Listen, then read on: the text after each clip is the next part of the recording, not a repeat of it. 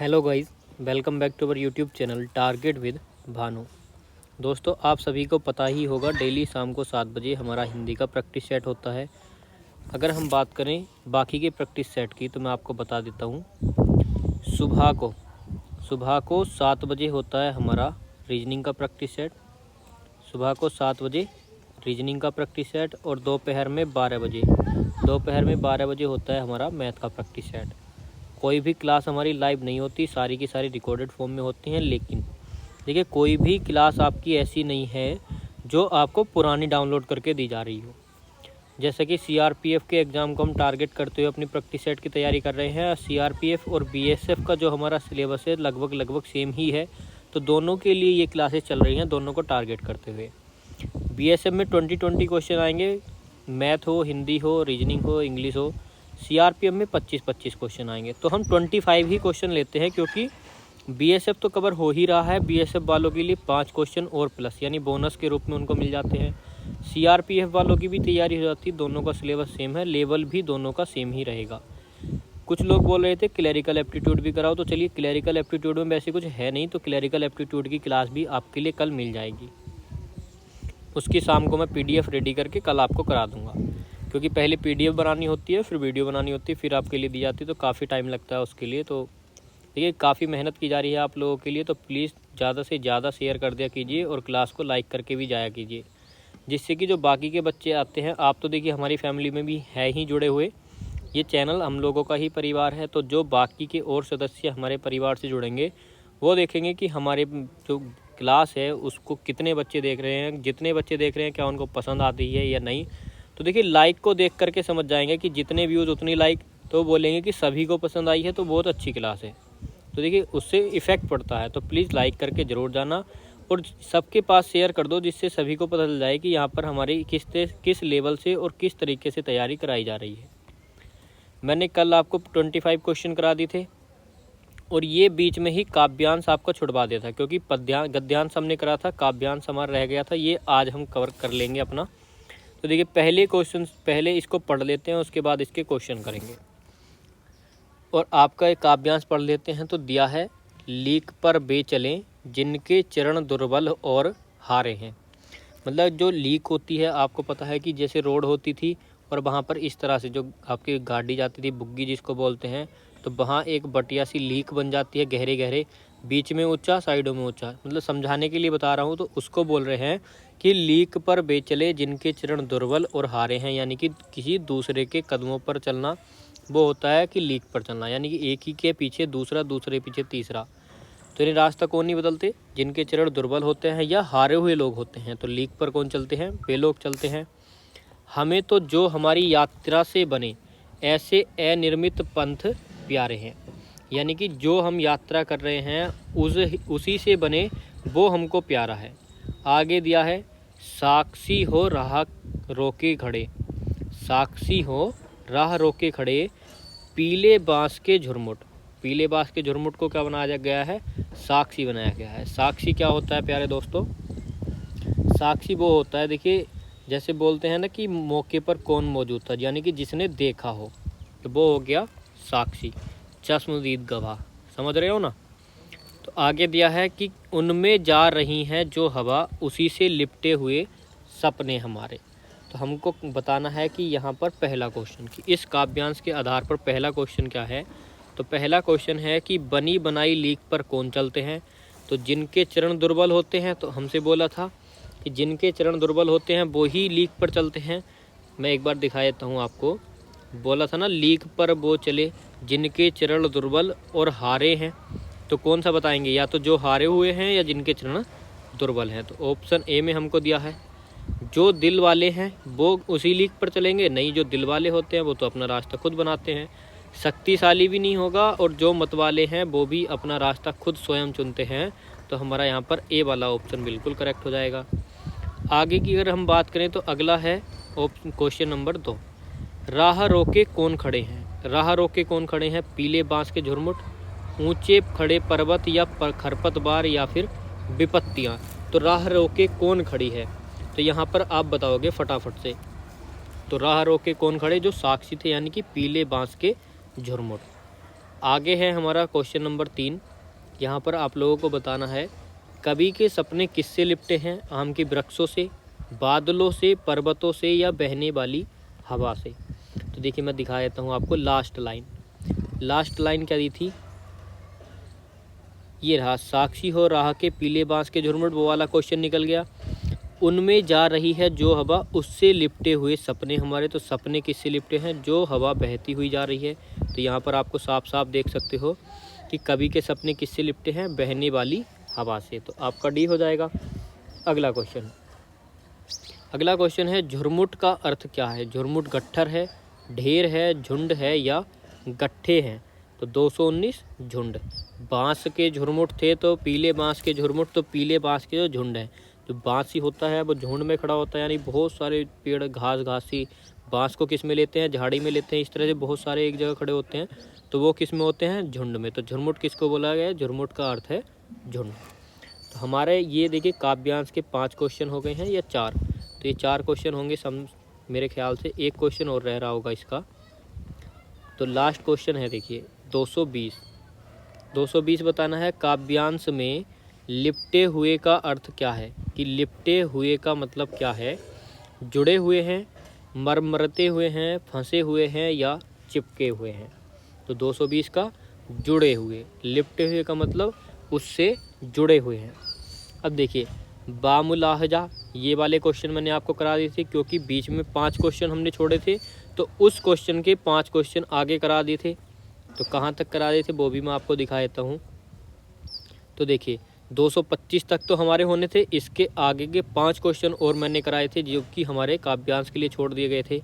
तो हमने कहाँ तक पढ़ लिया था? तो हमने 230 तक अपने क्वेश्चन कवर किए थे। आज हम 250 तक अपने क्वेश्चन कवर करेंगे। ये मैंने आपको कराया था मधुर का विपरीतार्थक शब्द, अगर आपको याद होगा, आपने प्रीवियस क्लास देखी है यानी इससे पहले वाली पिछली क्लास देखी है, तो वो मैंने आपको कराई थी, तो आपको समझ आ गया होगा। 9 प्रैक्टिस सेट हम कर चुके हैं दोस्तों। ये हमारा 10वां प्रैक्टिस सेट होगा। अगर आपने पिछला कोई सा भी एक प्रैक्टिस सेट मिस किया है तो प्लीज़ जा कर के देख लेना इस क्लास के बाद में। प्रीवियस ईयर जो है आपका CRPF वाला, उसकी हिंदी हो, मैथ हो, रीजनिंग हो, सब कुछ मैंने आपको करा दिया। आप उसको भी चेकआउट कर सकते हैं, आराम से जा कर के देख लीजिएगा। आपको कन्फ्यूज़न होता है कि ये नहीं कराया वो नहीं कराया, तो सारी चीज़ें बता देता हूँ मैं आपको कि क्या क्या करा के रखा हुआ है। जो बच्चे बोलते हैं कि ज़्यादा से ज़्यादा हिंदी कराइए, हिंदी को ज़्यादा पढ़ाइए, तो मैं उनको बता दूं कि हिंदी की प्लेलिस्ट है, प्लेलिस्ट जाएंगे तो आपको एक मिलेगी हिंदी टॉपिक वाइज, एक मिलेगी हिंदी प्रैक्टिस सेट। ये मत सोचना कि वो बहुत पुरानी क्लासेज है, देख के कोई फ़ायदा नहीं। हिंदी 10 साल पहले भी वही थी, हिंदी आज भी वही है, लेवल बढ़ा दिया गया है, इतना फ़र्क है। लेकिन जिस लेवल का इसमें आने वाला है उससे अपर लेवल का ही मैं आपको पढ़ा रहा हूँ। वो लेवल तो कवर हो ही रहा है, अगर उससे ऊपर का ही पूछता है तो वो लेवल भी मैं आपको पढ़ाता हूँ। सब कुछ कवर होगा। पुरानी क्लासेस देख लोगे, आपके लिए रामबाण साबित होंगी, लिख के रख लीजिए, गारंटीड, गारंटी के साथ बोल रहा हूँ, आपके लिए रामबाण साबित होंगी। एक बार देख लीजिए उनको, रिवीजन ही मार लीजिए, रिवीजन मात्र। फ्री टाइम में किसी भी टाइम आप उनको देख सकते हो, बहुत इंपॉर्टेंट क्लासेज हैं। रचनाएं देख सकते हो आप, रचनाएं मैंने आपको ऐसे कराई थी, बिल्कुल एक स्टोरी बना करके, देख लेना।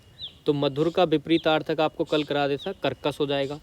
अगले क्वेश्चन से स्टार्ट करते हैं। 5 क्वेश्चन हो गए हैं हमारे, 20 क्वेश्चन और करने हैं हमको, तो हम आज करेंगे 250 तक, ठीक है। आगे है निम्न में से कौन सी एक को, मतलब निम्न में से किसी एक शब्द समूह के सभी शब्द समानार्थी नहीं है। नहीं का बहुत ज़्यादा ध्यान रखना है, उसका चयन करना है। इन 4 में 3 ऑप्शन तो सही है, एक गलत है। वो कौन सा है वो आप लोगों को बताना है। चलिए कर लेते हैं। एक होता है पद, पदवी, दर्जा, ओहदा। तो कोई पद हो, पदवी हो, किसी दर्जा हो, ओहदा हो, एक ही बात है, तो ये वाला करेक्ट हो जाएगा। परिश्रम भी मेहनत होता है, श्रम भी मेहनत करना होता है, उद्यम और मेहनत, ये सब हमारे मेहनत के समानार्थी शब्द हैं। पत्रा, पंचांग, खत, पाती, तो ये हमारा गलत है, इनमें से कोई नहीं। तो जब सी वाला हमारा गलत है तो ये वाला भी नहीं होगा। तो देखिए हमको गलत वाला ही बताना था, तो सी वाला ऑप्शन यहाँ पर हो जाएगा कि 231 का सी है, जिसमें सभी शब्द समानार्थी नहीं है। अगला क्वेश्चन, क्वेश्चन नंबर 232, कंकाल और कंगाल शब्द युग्म के सही अर्थ आपको बताने हैं। कंगाल क्या होता है? जिस पर रुपया पैसा नहीं होता। कंकाल क्या होता है? जिसके हड्डियों पर मांस नहीं होता।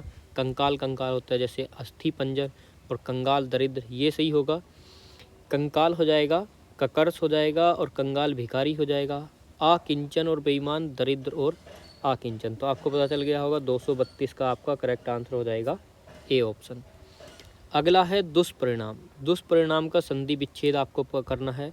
तो दुष्परि प्लस के नाम होगा, दुष् प्लस के परिणाम होगा, या दुह प्लस के परिणाम होगा। तो जितने बच्चों ने भी सी आंसर किया, संधि कौन सी हो जाएगी? विसर्ग संधि। तो विसर्ग संधि यहाँ पर होगी दुह प्लस के परिणाम, दुष्परिणाम। अगला क्वेश्चन है, इसमें देखिए आपको संधि विच्छेद दिया है, तो इसके लिए संधि शब्द क्या होगा? सुआगत होगा, स्वागत होगा, या सुस्वागत होगा, या इनमें से कोई नहीं। तो सु प्लस के आगत, ये हो जाएगा आपका ऑप्शन बी, स्वागत। कौन सी संधि होगी? ये आपका होमवर्क है, आपको कमेंट सेक्शन में बताना है कि स्वागत में कौन सी संधि यहाँ पर हमारी है। अनादि। अनादि शब्द का समास विग्रह क्या होगा? जिसका आदि है वह नहीं है आदि जिसका, या जो आदि है वह, या इस जिसमें से कोई नहीं। 235 का राइट आंसर क्या हो जाएगा? तो जिसका आदि है तो गलत, इसमें तो अनादि लिखा है। ये ऐसे भी आप बोल सकते हो जिसका आदि नहीं है, या नहीं है आदि जिसका। आदि क्या होता है? आदि होता है शुरुआत, शुरुआत। स्टार्टिंग होता है आदि, और अंत यानी लास्ट। तो आदि क्या हो गया? जिसका कोई शुरुआत नहीं है, तो उसका क्या हो जाएगा? बी। नहीं है आदि जिसका, जिसकी कोई शुरुआत नहीं है। अगला क्वेश्चन, त्रिभुवन। त्रिभुवन शब्द में कौन सा समास है? तो जैसे ही आपने त्रि देखा तब आप ढूंढोगे द्विगु समास। तो कौन सा हो जाएगा आपका? 236 का ऑप्शन सी करेक्ट हो जाएगा। अगला क्वेश्चन है, अनेकार्थक शब्द आम। आम के लिए निम्न में से गलत विकल्प कौन सा है? तो आम का कौन सा एक ऑप्शन गलत है जो उसका अनेकार्थक शब्द नहीं है? अप्रचलित हो जाएगा, सामान्य, एक फल का नाम, या व्यापक। तो निम्न में से गलत ऑप्शन आपको बताना है। तो यहाँ पर आपका option number A he correct हो जाएगा। आम के लिए निम्न में से गलत विकल्प अप्रचलित। सामान्य हो जाएगा, एक फल का नाम हो जाएगा, आमतौर पर कहते हैं, आमतौर पर यानी व्यापक रूप से, लेकिन अप्रचलित प्रचलित नहीं होगा। अगला क्वेश्चन, अनेकार्थक शब्द। अनेकार्थक शब्द बताना है कि कृष्ण के लिए निम्न में से गलत विकल्प का चयन कीजिए। तो इनमें से कौन सा कृष्ण का पर्यायवाची यानी अनेकार्थक शब्द नहीं है? कृष्ण काला लगाते हैं, श्याम लगाते हैं, मधुसूदन लगाते हैं, लेकिन कौनतय नहीं होता। ये होता है कुंती पुत्र अर्जुन का, अर्जुन। तो हमारा कौन सा हो जाएगा? ऑप्शन बी, जोन सा गलत है। जो गलत है हमको वही चूज़ करना था, तो हमारा बी वाला गलत है, तो यही हमने सिलेक्ट कर लिया। ये भी मैंने आपको बता दिया किसका होगा। अगले क्वेश्चन पर चलते हैं।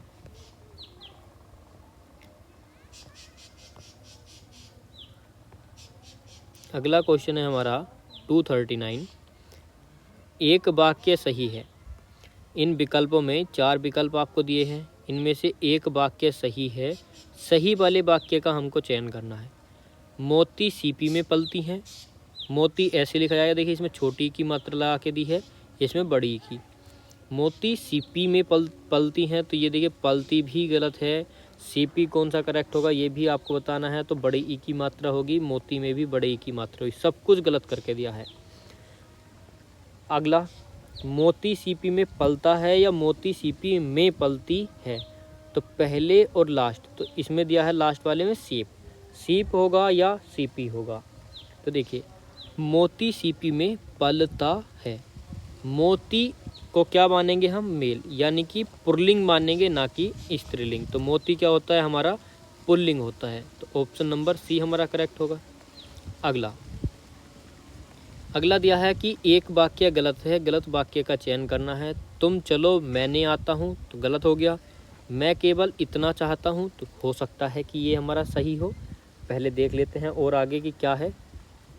गलत वाला ही चयन करना था, तो ये वाला गलत था, तो यही हमको सिलेक्ट करना है। तो मैं केवल इतना चाहता हूँ, तो मैंने इसको बोला था कि सही है। और देख लेते हैं, क्या पता और कोई भी गलत करके दिया हो। शराब विष से भयंकर है, तो विष भी सही लिखा है, शराब भी सही लिखा है, भयंकर भी सही लिखा है। वह स्वयं वहाँ जाना नहीं चाहता, तो बाकी के ये 3 क्या हैं, करेक्ट हैं। गलत वाला हमारा ऑप्शन ए है, तो ऑप्शन ए ही हमको सिलेक्ट करना था कि कौन सा गलत वाक्य है। अगला क्वेश्चन, हाय मुझे क्या हो गया। तो देखिए जहाँ पर भी इस तरह से होता है हाय ये वगैरह वगैरह, तो उस तरह का वाक्य कौन सा होता है, तो वहाँ होता है हमारा विस्मयादि बोधक। संदेह नहीं होगा। संदेह कब होता है, जब किसी बात का संदेह हो, क्या यह है वह है, मतलब वह जा रहा होगा ऐसे करके। संकेत, जैसा बोओगे वैसा पाओगे। विधि, विधिवाचक वे वाक्य होते हैं जो दिन प्रतिदिन काम होता है, कि मैं स्कूल जाता हूँ, तो वो कौन सा हो गया, विधिवाचक। अगला क्वेश्चन क्या है, अगला क्वेश्चन है निम्न में सरल वाक्य का चयन कीजिए। सरल वाक्य की क्या पहचान है, जिसमें एक ही कर्ता और एक ही विधेय होता है। क्या उद्देश्य भी मान सकते हो, एक ही उद्देश्य एक ही विधेय होता है। तो देखिए सरल वाक्य, अशोक पढ़ता है, क्या ये हमारा सरल वाक्य है, तो आप बोलोगे बिल्कुल है। बाकी भी देख लेते हैं। यौवन वह काल है जब चरित्र का निर्माण होता है, तो कैसा हो जाएगा, देखिए यौवन वह काल है, कौन सा काल है, तो यानी कि एक उपवाक्य है और एक आश्रित वाक्य, तो मिश्र वाक्य हो जाएगा। जब चरित्र का निर्माण होता है, यदि नहीं करोगे तो मरोगे, ये भी आपका मिश्र वाक्य हो जाएगा। आश्चर्य है कि वह मारा गया, तो जो कि, क्योंकि, यद्यपि, तो, तथापि, ये किस में आते हैं, ये आते हैं आपके मिश्र वाक्य में। और जब भी आपको और देता है, तो और वाले सभी वाक्य आपके होते हैं संयुक्त वाक्य। संयुक्त वाक्य की क्या पहचान है, संयुक्त वाक्य में 2 वाक्यों को आपस में जोड़ दिया जाता है और दोनों वाक्य अपने आप में पूरे होते हैं। मिश्र वाक्य की क्या पहचान है, एक वाक्य जब आप पढ़ोगे तो दूसरे वाक्य की डिमांड करेगा वो, यानी एक उपवाक्य दूसरा आश्रित उपवाक्य, तो यानी एक आश्रित उपवाक्य जरूर होगा। जैसे यदि नहीं करोगे, अगर नहीं करोगे तो क्या होगा, तो मरोगे। लेकिन अगर आप आधा पढ़ो, मान लीजिए आपको ये दिया है तो मरोगे, तो आप तो मरोगे कुछ समझ नहीं आएगा, तो पूरी बात चाहिए ना आपको। तो जब पूरी बात चाहिए तो ये सेंटेंस की भी आवश्यकता आपको पड़ रही है, तो क्या हो गया, मिश्र वाक्य। आश्चर्य है, देखिए आश्चर्य गलत लिखा हुआ है, च बनेगा चा नहीं। आश्चर्य है, किस बात का आश्चर्य है, कि वह हार गया, तो ये भी मिश्र वाक्य है। अगला, अगर होता, देखिए चलिए संयुक्त वाक्य ही बता देता हूँ। देखिए इसमें हो जाएगा वह खेलता है और पढ़ता है। वह खेलता है पूरा वाक्य है, वह पढ़ता है ये भी पूरा वाक्य है, वह खेलता है और पढ़ता है। अब देखिए ये तो आपको पता है कि प्रोनाउन का रिपीटेशन रोकने के लिए हम ऐसे डायरेक्ट बनाते हैं, लेकिन दोनों सेंटेंस अलग अलग बनेंगे। अगला क्वेश्चन, अगला क्वेश्चन है 243 और यहाँ पर बताना है कि शुद्ध वर्तनी की पहचान कीजिए। तो शुद्ध वर्तनी कौन सी होगी, अद्वितीय, सूचीपत्र, महीना और परीक्षा। अब देखिए अब आपको बताना है कि ये कैसे कैसे लिखे जाएंगे। अब इनमें कौन सा करेक्ट होगा, कौन सा हमारा इनकरेक्ट होगा। तो देखिए शुद्ध वर्तनी, यहाँ पर अद्वितीय सही लिखा है। सूची पत्र में सूची पत्र कैसे लिखा जाएगा, सूची पत्र, बड़ी की मात्रा लगेगी सूची पत्र में। महीने में है पे बड़ी की मात्रा लगती है। अगर परीक्षा की बात करें तो परीक्षा कैसे लिखा जाता है, ऐसे लिखा जाएगा। तो कौन सा परीक्षा आपका ठीक है, कमेंट सेक्शन में बताना है आप लोगों को। अगला क्वेश्चन, अशुद्ध वर्तनी बतानी है। अशुद्ध वर्तनी कौन सी होगी, तो 244 का राइट आंसर क्या हो जाएगा, प्रज्वलित पहले ही। जैसे कि देखिए आप लिखते हो उज्ज्वल, तो उज्ज्वल में दोनों जय आपके आधे बनते हैं, ऐसे ही है प्रज्वलित। तो ज्वलित कैसे लिखोगे, ज्वलित इस तरह से लिखा जाएगा और इसमें प्रज्व और लगा दीजिए तो प्रज्वलित।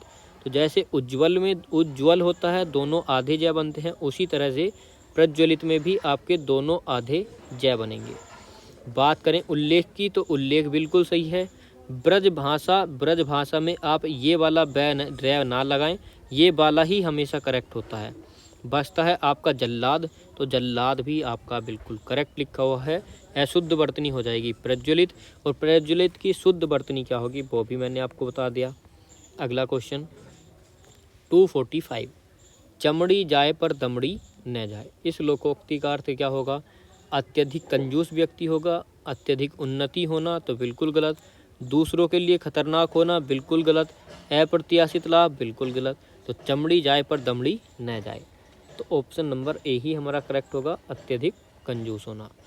अगला क्वेश्चन अगला क्वेश्चन क्या है दोस्तों, 246, बेवकूफ़ मत समझना वाक्य को पूरा करो। बेवकूफ़ मत समझना, मैं भी उल्टी गंगा बहाना जानता हूँ, या मैंने कच्ची गोलियाँ नहीं खेली, मैं दुखती रग पर हाथ रख सकता हूँ, या मैं भी दिन में तारे देख सकता हूँ। तो 246 का करेक्ट आंसर क्या हो जाएगा, मैंने कच्ची गोलियाँ नहीं खेली। आप बोलते हो ना कि मैंने भी कच्ची गोलियाँ नहीं खेली, बेवकूफ़ मत समझना, उसको कमज़ोर मत समझना। अगला क्वेश्चन है, फिसल फिसल पड़े तो हर गंगे, लोकोक्ति का अर्थ क्या है। फिसल पड़े तो हर गंगे, मजबूरी में काम करना, नुकसान उठाना, एक साथ दो काम करना, या विपत्ति पड़ने पर ईश्वर का स्मरण करना। तो देखिए, जब फिसल पड़े तो हर गंगे, फिसलने के बाद, तो यानी कि 247 का राइट आंसर क्या होगा, विपत्ति पड़ने पर ईश्वर का स्मरण या मजबूरी में काम करना। तो देखिए यहाँ पर हमारा ऑप्शन नंबर ए वाला सुइटेबल हो जाएगा, डी वाला नहीं होगा। अगला क्वेश्चन, अगला है 248। यहाँ पर बताना है, दूसरों को उपदेश देने वाले, देखिए इसका संकेत कहीं यानी कि नहीं दिया। इसमें क्या बताना है, इसमें वही बताना है कि इन पंक्तियों का संक्षेपण रूप क्या होगा। इंस्ट्रक्शन नहीं दिए हैं, कोई बात नहीं, मैंने बता दिया आपको, इसको पढ़िए, उसके बाद मैं आपको ऑप्शन दिखाऊंगा, तब आप लोगों को बताना है कि हमारा कौन सा करेक्ट होगा। दूसरों को उपदेश देने वाले दुनिया में बहुत हैं, परंतु ऐसे लोग कम हैं जो स्वयं को उपदेश देते हैं और स्वयं को सुधारते हैं। अधिकांश व्यक्ति स्वयं बुराइयों से घिरे रहते हैं, लेकिन औरों को ठीक रहने की सलाह देते हैं। ऐसे लोगों का जीवन छल कपट से परिपूर्ण होता है। अब देखिए, एक इस तरह की मैंने आपको संक्षेपण वाली लाइनें कबीरदास जी की भी पढ़ाई थी। कबीरदास जी ने बोला था कि बुरा ढूंढन मैं चला, बुरा न मिलिया कोई, ये वाली कराई थी। उसी से रिलेटेड आपकी ये वाली भी है। तो अब बताइए कि इन पंक्तियों को हम छोटी सी लाइन में कैसे कह सकते हैं कि सब दिन रहत न एक समान, पर उपदेश कुशल बहुतेरे, साँच को आँच नहीं, या इनमें से कोई नहीं। तो क्या हो जाएगा हमारा, पर उपदेश कुशल बहुतेरे। तो ऑप्शन नंबर बी हमारा बिल्कुल करेक्ट हो जाएगा। अगला है, निम्न पहले के सही उत्तर का चयन कीजिए। तो पहले नहीं होगा, शायद पहेली होगा। तो निम्न पहेली, तो ये पहेली हो जाएगा, पहेली। काला खेत में दही को छींटे, काला खेत में शेर को पंजो। काला खेत में दही को छींटो, काला खेत में शेर को पंजो। को का मतलब है क्या है, का। काला खेत में दही के छींटे हैं और काला खेत में शेर के पंजे भी हैं, तो ये कपास और अदरक होगी। कपास और अरहर होगी, अरहर और अदरक, आग और कपास। तो 249 का राइट आंसर हो जाएगा कपास और अदरक। अगला क्वेश्चन है और आज का लास्ट क्वेश्चन है 250। बताना है यहाँ पर 4 चरण वाला सममात्रिक छंद है। इसके प्रत्येक चरण में 28 मात्राएं होती हैं और इसके 16 तथा 12 मात्राओं पर यति होती है। यति किसको बोलते हैं, यति होता है हमारा प्यारे बच्चों विराम। परिभाषा किस छंद की है, कि ऐसा कौन सा छंद है जिसमें 4 चरण होते हैं और सममात्रिक छंद, प्रत्येक चरण में 28 मात्राएं, 16 और 12 पर यति। चौपाई, बसंत तिलका, हरी गीतिका, या फिर रोला। तो आप बोलोगे कि हमारा हो जाएगा हरी गीतिका, ऑप्शन नंबर सी। 25 क्वेश्चन आपके कंप्लीट। तो दोस्तों मैं आपसे बोलूँगा कि आप सुपर थैंक्स ज़रूर देना अगर आपको क्लास पसंद आती है। तो जो भी सुपर थैंक्स देता है अपना स्क्रीनशॉट लेके टेलीग्राम पर शेयर कर सकता है, या देखिए मैं व्हाट्सएप ग्रुप का भी लिंक डाल दूंगा डिस्क्रिप्शन में, मुझे भी शेयर कर सकता है। उन सभी के जो भी सुपर थैंक्स देते हैं उनके जो चैट होती है, जो सुपर थैंक्स देते हैं कमेंट, वो मैं इंस्टाग्राम पर भी शेयर करता हूँ। इंस्टाग्राम की लिंक डिस्क्रिप्शन में दे दूँगा, वहाँ पर आप मुझे फॉलो कर सकते हैं। टेलीग्राम पर भी फॉलो कर सकते हैं, टेलीग्राम पर भी शेयर किए जाते हैं। और व्हाट्सएप ग्रुप है वहाँ पर भी शेयर किए जाते हैं, वहाँ उसकी लिंक भी डिस्क्रिप्शन में आपको मिल जाएगी। कोई भी ग्रुप आप ज्वाइन कर सकते हैं। टेलीग्राम ज्वाइन करेंगे वहाँ पर आपको PDF वगैरह भी मिल जाएंगी। तो फटाफट से वीडियो को लाइक करके, शेयर करके और चैनल को सब्सक्राइब भी कर लो, जो बच्चों ने सब्सक्राइब नहीं किया है तो, या जो पुराने बच्चे हैं उन्होंने नहीं किया है तो वो भी कर लीजिए। बेल आइकन को प्रेस कर लोगे तो हमारी जो क्लासेज होती हैं उनके नोटिफिकेशन आपके पास टाइम टू टाइम पहुँचेंगे, तो आप डेली क्लास को अटेंड कर सकते हो। तो फटाफट से क्लास को अटेंड करने के लिए बेल आइकन को प्रेस कर लेना, चैनल को सब्सक्राइब करके। मिलते हैं अगली क्लास में, तब तक के लिए जय हिंद, जय भारत।